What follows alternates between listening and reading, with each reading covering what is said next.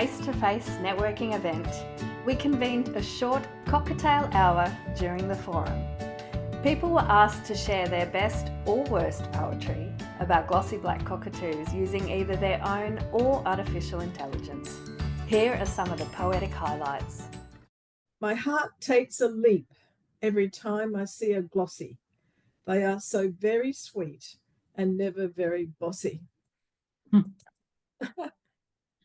And so, oh glossy black cockatoo, so dark, so grim, your feathers shimmer like a poorly lit gym. Your call is a squawk, not a song divine, like a squeaky hinge or a rusty wind chime. You munch on she-oak cones with zero grace, leaving crumbs all over the place. Majestic, perhaps, if one squints hard, but elegance isn't really your card. Your flight is a wobble, not sleek or spry, like a kite caught in a turbulent sky, yet in your awkward, feathery way, you somehow survive day after day. So here's to you, bird, with your awkward mien, a creature of nature, yet oddly obscene. Oh, glossy black cockatoo, what can I say? You're weird, but you're ours. Hip, hip, hooray. Oh, lovely. I'll buy that. Yeah. Okay. Stick with it. It's deliberately slow to tug at your heart. Mm-hmm.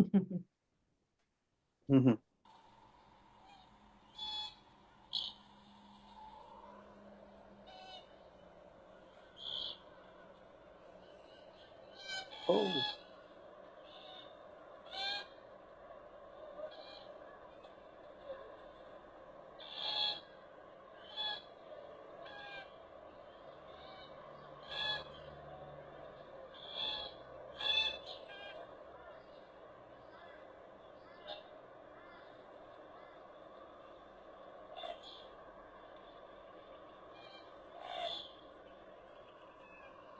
Oh.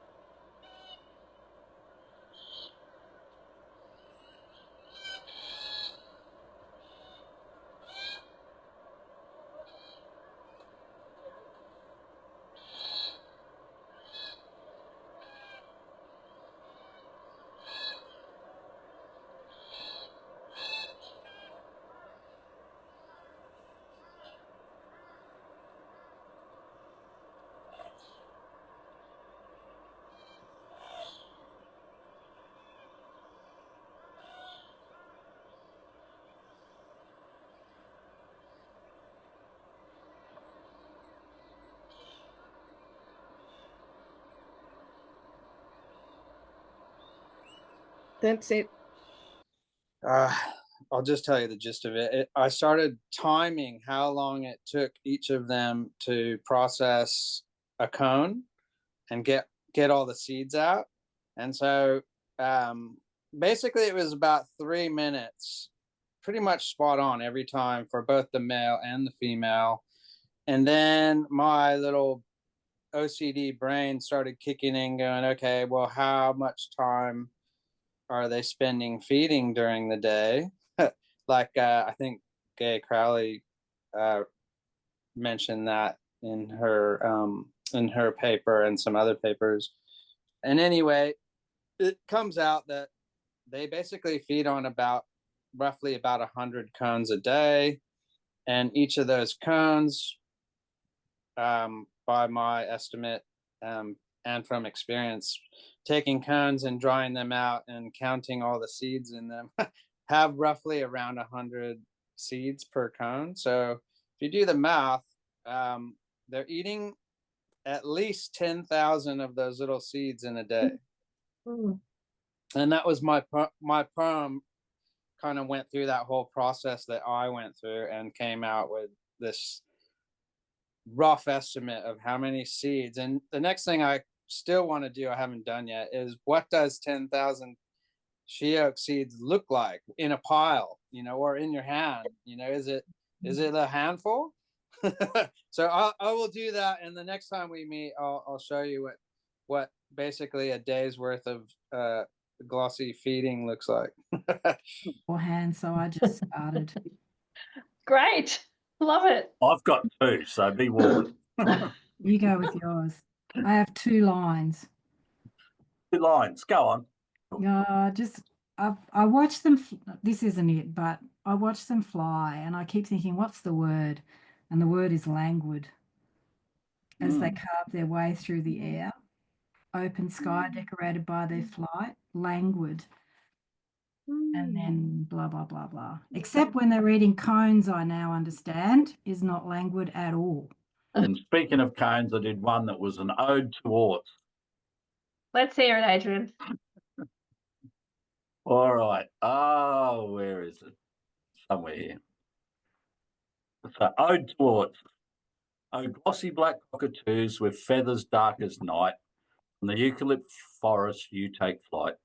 Your beak's so strong to crack open hard cones of she oaks to ensure your presence is known. With a crunch and a munch, you get your lunch. You feast with delight, leaving trails of orts, a most messy sight. Your dining habits, though untidy, make us ecologists go, alrighty. The forest floor, canvas of your feast, scattered with remnants among our feet. Seeds and shells, your leftovers they lay, nourishing the earth in their own special way. Oh, majestic birds with your glossy sheen, in your messy eating is a beauty unseen. For in every bite and every discarded sheaf, you let us know more, piece by piece. So here's to you and your raucous calls and your feasting habits that make mine seem small. So cheers to all the glossy black cockatoos and your messy grace. I hope you know your mess brings a smile to many a face. I found my poem that I was referring to before. If you want, I'll read it if you want. Yeah. Let's see. As it happens, When looking for glossies, there's a range of possibilities, but they are creatures of habit with specific needs and are driven by food in the form of she oak seeds. It is there you will find them, but only seasonally, as the food source shifts like waves on the sea. But pay close attention and you will see they return each year religiously. Observing a pair now, just see how long it takes to process one cone. It was exactly 1 minute for both male and female. And if you extrapolate that out into fine detail, with 10 hours of daylight, considering rest breaks, they have eaten 100 cones, each with 100 seeds. That's 10,000 seeds. I will dry out 100 cones and get those seeds and show you someday. That was my thing. Love Do you want to hear my short one? Yes, please. Okay. Crunch, crunch, crunching. I can hear you munch, munch, munching. Where are you? I follow your squeaks. Now I see you, your lovely yellow cheek. Good one. A little anecdote on that crunching. Earlier this year, working down in the Southern Highlands, I found, was it 3 pairs of glossies, but amongst them, well, I thought it was more than 3 pairs because I heard that crunching sound coming from nearby, and I eventually figured out that it was there were 2 superb lyrebirds mimicking the crunching sound of the glossies, and we got video footage and recordings of it, and it was hilarious because the lyrebirds were actually making the same exact sound but louder than the actual glossies. Like they always do whatever they do a little bit better. But it was yeah, it was pretty cool. I always wondered if they did glossy calls, and I didn't hear them do the calls, but I heard the crunching sound. And I've definitely heard them mimicking yellowtail black-cockies lots of times. Yeah, they've got to hear it a lot to be able to mimic it. That's the thing. So they're probably not hearing glossies regularly enough. Yeah. Because I've heard them do motorbikes. Should I do my last one and then we'll finish? This is just the ode to the glossies as such. While we gather here in this virtual space, drinking cocktails with which we embrace, our glossy black cockatoo friends are also at their day's end. They too have a thirst they seek to quench, for casuarina cones make a dry argument. They sip from puddles and from small streams, beneath a dark sky with dark feathers so sheened. When they soar through the skies, it's a magnificent sight. They fly to that one tree that is just right. Their diet unique, you can tell from their beak. Feasting on she oak, their diet's complete.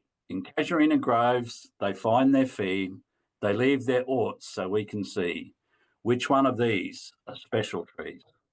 A bond with nature, their vital need, all obtained from tiny casuarina seed.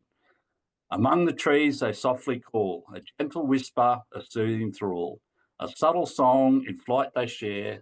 They're all left-handed, but we don't care. To raise their young does take some time, and only in old-growth eucalypts can a nest they find. High above the ground, in big hollows mind, a single egg they quietly lay in mum's tender care through night and day. So here's to all the glossies out there. They are few, unique and rare, across their range beyond compare. We, the Conservancy, intend to stand tall, safeguarding these birds and their trees. The mission is simple, in which we seek to ensure these rare birds are one we keep. That's awesome. Very good. Well done,